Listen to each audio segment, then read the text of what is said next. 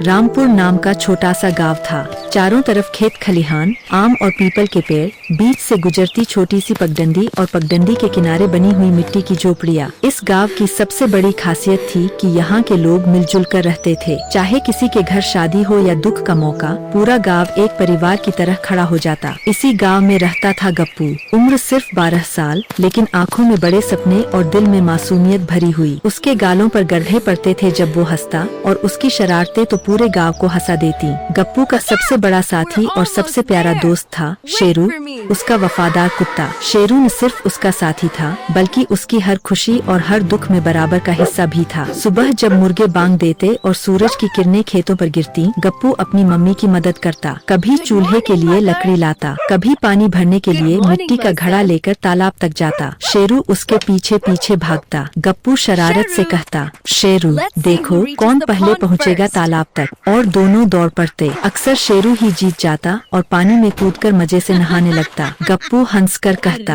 अरे शेरू तू तो बड़ा धूर्त है, हर बार जीत जाता है। गांव के बाकी बच्चे छुटकू, पिंटू और बंटी भी गप्पू के साथ खेला करते। कबड्डी, गिल्ली डंडा, लुका छुपी, हर खेल में गप्पू सबसे आगे। शेरू भी खेल में हिस्सा लेता, कभी गेंद पकड़ लाता, कभी बच्चों को गिरा देता, तो कभी गप्पू की बात मानकर भौं भौं करके दुश्मन टीम को डराता। सब बच्चे हंस हंस कर लोटपोट हो जाते। गांव की जिंदगी खुशहाल थी, लेकिन उस साल जैसे आसमान रूठ गया। बरसात का मौसम आया, लेकिन बादल बरसने की बजाय सिर्फ गरज कर निकल जाते। खेतों में बोए गए बीज सूख गए, तालाबों का पानी कम हो गया, जानवर प्यास से कराहने लगे, घरों में खाने के लिए अनाज कम पड़ने लगा। गप्पू ने देखा कि उसकी माँ रोज रोटियां छोटी कर देती है ताकि सबको खाना मिल सके। वो खुद कम खाती लेकिन बच्चों को खिलाती। गप्पू की आंखों में आंसू आ जाते। रात को जब सब सो जाते तो वो शेरू के गले लगकर रोता और धीरे से कहता, शेरू अगर बारिश न आई तो हमारा गांव बर्बाद हो जाएगा, हमें कुछ करना होगा। अगले दिन गप्पू गांव के सरपंच के पास पहुंचा। सरपंच बूढ़े और समझदार इंसान थे। गप्पू ने कहा, चाचा अगर हम सब मिलकर नया तालाब खोदे तो बारिश का पानी उसमें जमा हो सकता है, इससे हमारा गांव बच जाएगा। सरपंच पहले तो हंसे, बोले, बेटा तू अभी बच्चा है, ये बड़े बड़े काम तेरे बस के नहीं। गप्पू ने हिम्मत नहीं हारी। उसने अपने छोटे हाथों में फावड़ा उठाया और गांव के सूखे मैदान में मिट्टी खोदनी शुरू कर दी। शेरू भी साथ लग गया। पंजों से मिट्टी खोद खोद कर ढेर लगाने लगा। गांव वाले पहले तो तमाशा देखने लगे और हंसते हुए बोले, अरे ये बच्चा तालाब खोदेगा, ये तो खुद तालाब में गिर जाएगा। लेकिन जब बच्चों ने देखा कि गप्पू सच में मेहनत कर रहा है, तो छुटकू, पिंटू और बंटी भी जुड़ गए। धीरे धीरे और बच्चे आ गए, सब मिलकर मिट्टी खोदने। बच्चों को देखकर औरतें भी प्रेरित हुईं। उन्होंने घर से मिट्टी ढोना शुरू कर दिया। आखिरकार मर्द भी शर्मिंदा हुए और बोले, जब बच्चे तो हम क्यों नहीं। धीरे धीरे पूरा गांव जुट गया। दिन रात की मेहनत से कुछ ही हफ्तों में बड़ा तालाब बनकर तैयार हो गया। और जैसे ही तालाब पूरा हुआ, मानो भगवान खुद गप्पू की मेहनत से खुश हो गए। उसी रात आसमान में बादल गरजने लगे और तेज बारिश शुरू हो गई। गांव वाले खुशी से तालाब के पास नाचने लगे। तालाब में पानी भर गया और गांव की प्यास बुझ गई। सब लोग गप्पू और शेरू की तारीफ करने लगे। सरपंच ने गांव वालों के सामने कहा, ये बच्चा हमें रास्ता दिखा गया। सच्चा नेता वही है जो मुसीबत में हार न माने। गप्पू खुश था, लेकिन उसे पता नहीं था कि उसकी असली परीक्षा अभी बाकी है। एक दिन गप्पू खेतों में खेल रहा था। खेलते खेलते उसका पैर फिसला और वो गिर पड़ा। तभी पास से एक बड़ा जहरीला सांप निकल आया